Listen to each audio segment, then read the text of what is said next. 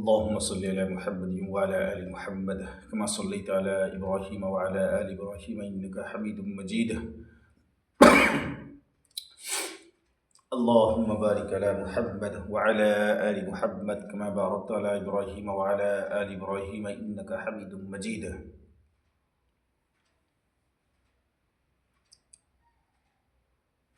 بھائیو، دوستوں اور بزرگوں، آج کی حدیث ہے احد کی لڑائی میں حضرت علی رضی اللہ تعالی عنہ کی بہادری۔ غزوہ احد میں مسلمانوں کو کچھ شکست ہوئی، جس کی بڑی وجہ نبی اکرم صلی اللہ علیہ وسلم کے ایک ارشاد پر عمل نہ کرنا تھا، جس کا ذکر باب نمبر 1 قصہ نمبر 2 میں گزر چکا۔ اس وقت مسلمان چاروں طرف سے کفار کے بیچ میں آ گئے تھے، جس کی وجہ سے بہت سے لوگ شہید بھی ہوئے۔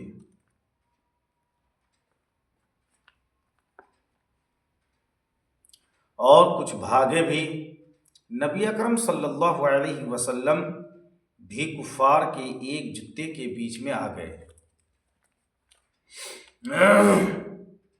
اور کفار نے یہ مشہور کر دیا تھا کہ حضور صلی اللہ علیہ وسلم شہید ہو گئے۔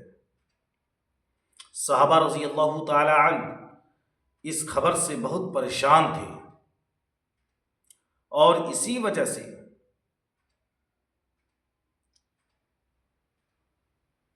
بہت سے بھاگے بھی اور ادھر ادھر متفرق ہو گئے۔ حضرت علی کرم اللہ وجہ فرماتے ہیں کہ جب کفار نے مسلمانوں کو گھیر لیا اور حضور اقدس صلی اللہ علیہ وسلم میری نظر سے اجھل ہو گئے، تو میں نے حضور صلی اللہ علیہ وسلم کو اول زندوں میں تلاش کیا، نہ پایا۔ پھر شہداء میں جا کر تلاش کیا، وہاں بھی نہ پایا۔ تو میں نے اپنے دل میں کہا کہ ایسا تو ہو نہیں سکتا کہ حضور صلی اللہ علیہ وسلم لڑائی سے بھاگ جائیں۔ بظاہر حق تعالی سبحانہ ہمارے اعمال کی وجہ سے ہم پر ناراض ہوئے، اس لیے اپنے پاک رسول صلی اللہ علیہ وسلم کو آسمان پر اٹھا لیا۔ اس لیے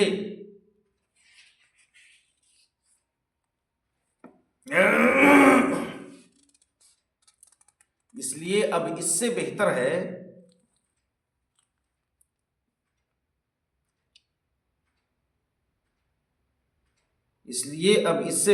کوئی صورت نہیں کہ میں بھی تلوار لے کر کافروں کے جتے میں گھس جاؤں، یہاں تک کہ مارا جاؤں۔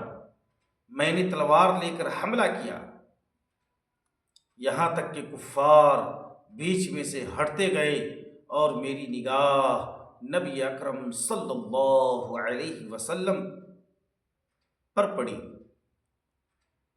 تو بے حد مسرت ہوئی، خوشی ہوئی، اور میں نے سمجھا کہ اللہ جل شانہ نے ملائکہ کے ذریعہ سے اپنے محبوب صلی اللہ علیہ وسلم کی حفاظت کی۔ میں حضور صلی اللہ علیہ وسلم کے پاس جا کر کھڑا ہو گیا کہ ایک جماعت کفار کی حضور صلی اللہ علیہ وسلم پر حملہ کے لیے آئی۔ حضور صلی اللہ علیہ وسلم نے فرمایا کہ علی، ان کو روکو۔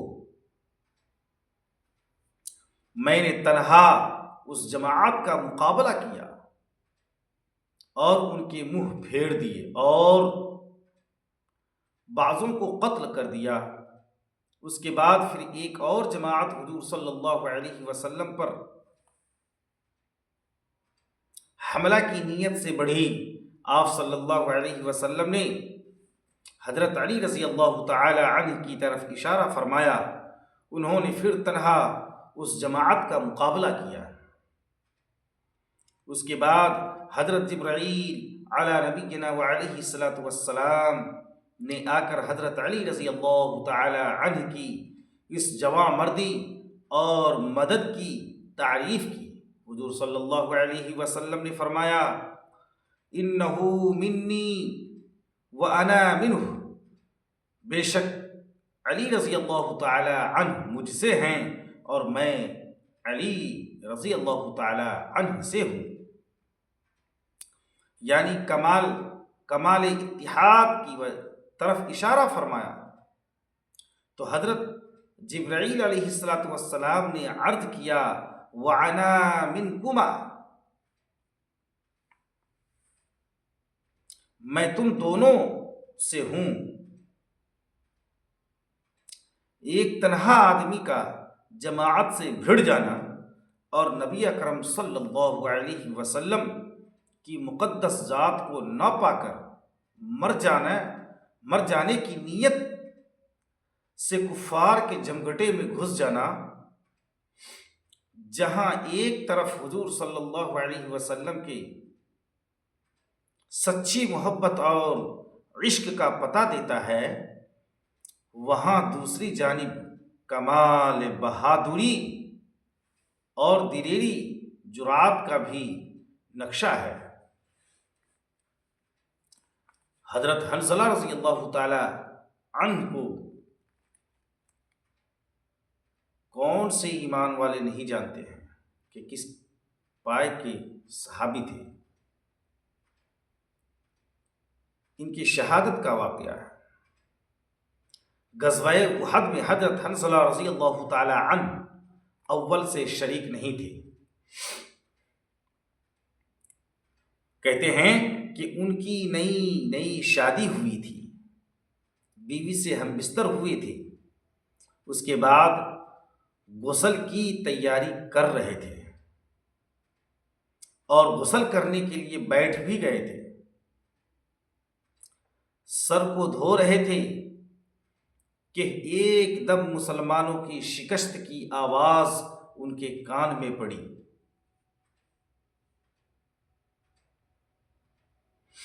جس کی تاب نہ لا سکے، برداشت نہ کر سکے، اسی حالت میں تلوار ہاتھ میں لی اور لڑائی کے میدان میں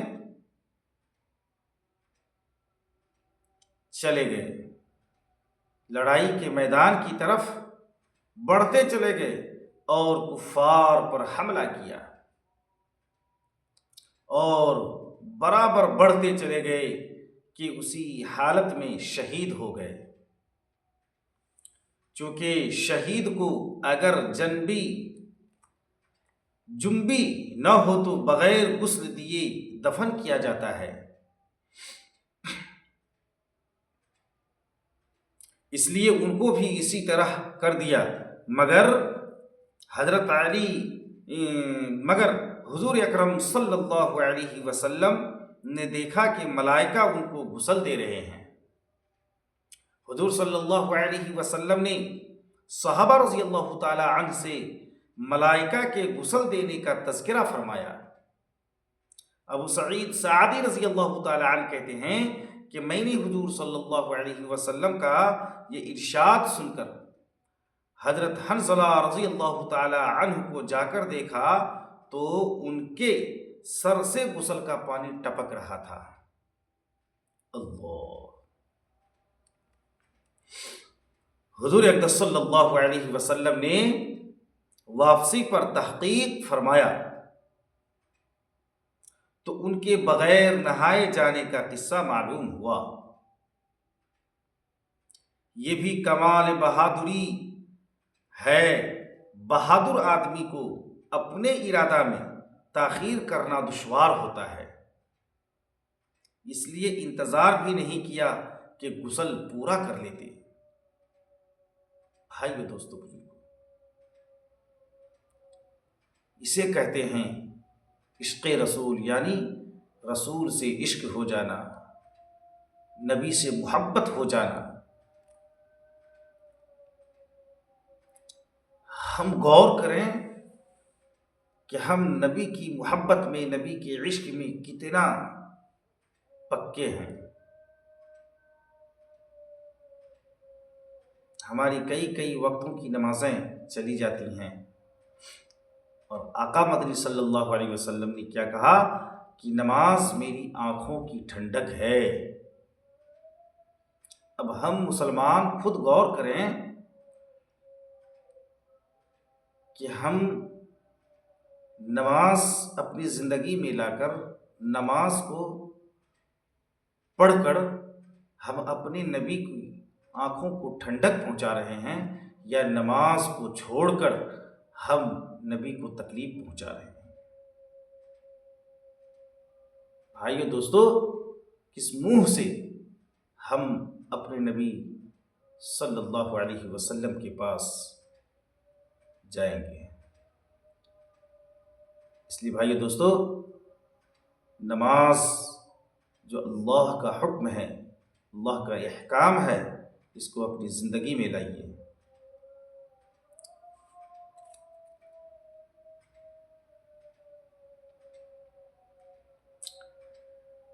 حضرت عمرو بن جموح رضی اللہ تعالی عنہ کی تمنائے شہادت۔ حضرت عمرو بن جموح رضی اللہ تعالی عنہ پاؤں سے لنگڑے تھے۔ ان کے 4 بیٹے تھے جو اکثر حضور صلی اللہ علیہ وسلم کی خدمت میں حاضر ہوتے تھے اور لڑائیوں میں بھی شرکت کرتے۔ غزوہ احد میں عمرو بن جموح رضی اللہ تعالی عنہ کو بھی شوق پیدا ہوا کہ میں بھی جاؤں۔ لوگوں نے کہا کہ تم معذور ہو۔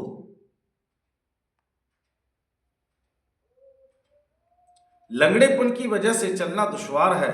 انہوں نے فرمایا کیسی بری بات ہے کہ میرے بیٹے تو جنت میں جائیں اور میں رہ جاؤں۔ بیوی نے بھی ابھارنے کے لیے طعنہ کے طور پر کہا کہ میں تو دیکھ رہی ہوں کہ وہ لڑائی سے بھاگ کر لوٹ آیا۔ عمرو رضی اللہ تعالی عنہ نے یہ سن کر ہتھیار لیے اور قبلہ کی طرف منہ کر کے یہ دعا کی، اللہم لا تردنی الی اہلی، اے اللہ مجھے اپنے اہل کی طرف نہ لوٹائیے۔ اس کے بعد حضور صلی اللہ علیہ وسلم کی خدمت میں حاضر ہوئے اور اپنی قوم کے منع کرنے کا اور اپنی خواہش کا اظہار کیا اور کہا کہ میں امید کرتا ہوں کہ اپنے لنگڑے پیر سے جنت میں چلوں پھروں۔ حضور صلی اللہ علیہ وسلم نے فرمایا کہ اللہ نے تم کو معذور کیا ہے، تو نہ جانے میں، اللہ نے تم کو معذور کیا ہے تو نہ جانے میں کیا حرج ہے۔ انہوں نے پھر خواہش کی تو آپ صلی اللہ علیہ وسلم نے اجازت دے دی۔ ابو طلحہ رضی اللہ تعالی عنہ کہتے ہیں کہ میں نے عمرو رضی اللہ تعالی عنہ کو لڑائی میں دیکھا کہ اکڑتے ہوئے جاتے تھے اور کہتے تھے خدا کی قسم میں جنت کا مشتاق ہوں۔ ان کا ایک بیٹا بھی ان کے پیچھے دوڑا ہوا جاتا تھا۔ دونوں لڑتے رہے حتیٰ کہ دونوں شہید ہوئے۔ ان کی بیوی اپنے خاوند اور بیٹے کی نعش کو اونٹ پر لاد کر دفن کے لیے مدینہ لانے لگی تو وہ اونٹ بیٹھ گیا۔ بڑی دقت سے اس کو مار مار کر اٹھایا اور مدینہ لانے کی کوشش کی، مگر وہ احد ہی کی طرف کا منہ کرتا تھا۔ ان کی بیوی نے حضور صلی اللہ علیہ وسلم سے ذکر کیا آپ صلی اللہ علیہ وسلم نے فرمایا کہ اونٹ کو یہی حکم ہے۔ کیا عمرو رضی اللہ تعالی عنہ چلتے ہوئے کچھ کہہ کر گئے تھے؟ انہوں نے عرض کیا کہ قبلہ کی طرف منہ کر کے یہ دعا کی تھی، اللہم لا تردنی الی اہلی۔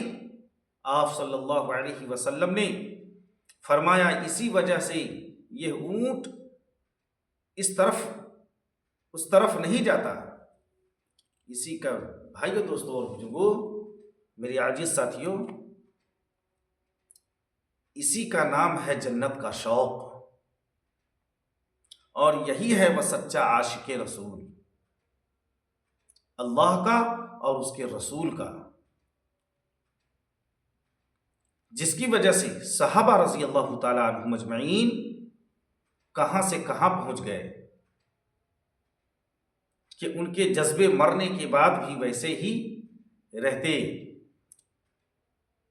بہتری کوشش کی کہ اونٹ چلے، مگر وہ یا تو بیٹھ جاتا یا احد کی طرف چلتا تھا۔ اس لیے بھائیو، دوستو اور بزرگوں، آج جو ہم کہتے ہیں کہ ہم عاشق رسول ہیں، نبی کے عاشق ہیں، تو گویا کہ ہم اپنے وعدے میں جھوٹے ہیں۔ ہر اعتبار سے ہر جگہ ہم اور آپ غور کریں کہ ہماری زندگی میں ہمارے نبی کی کتنی سنتیں ہیں۔ اگر ہماری زندگی میں اللہ کا نبی جناب محمد رسول اللہ صلی اللہ علیہ وسلم کا طریقہ ہے، تو آپ صلی اللہ علیہ وسلم کا طریقہ ہی سنت ہے، آپ صلی اللہ علیہ وسلم کا طریقہ ہی دین ہے۔ تو اس لیے دیکھیے اور غور کیجئے کہ ہماری زندگی میں اللہ کا حکم اور نبی پاک صلی اللہ علیہ وسلم کا طریقہ کتنا ہے۔ اگر نہیں ہے تو ان کو اپنی زندگی میں لانے کی کوشش کریں، اور اللہ تبارک و تعالی سے دعا کریں کہ اللہ تبارک و تعالی ہمیں اور آپ کو ان حدیثوں پر عمل کرنے کی توفیق نصیب فرمائے۔ وآخر دعواہم الحمدللہ رب العالمین۔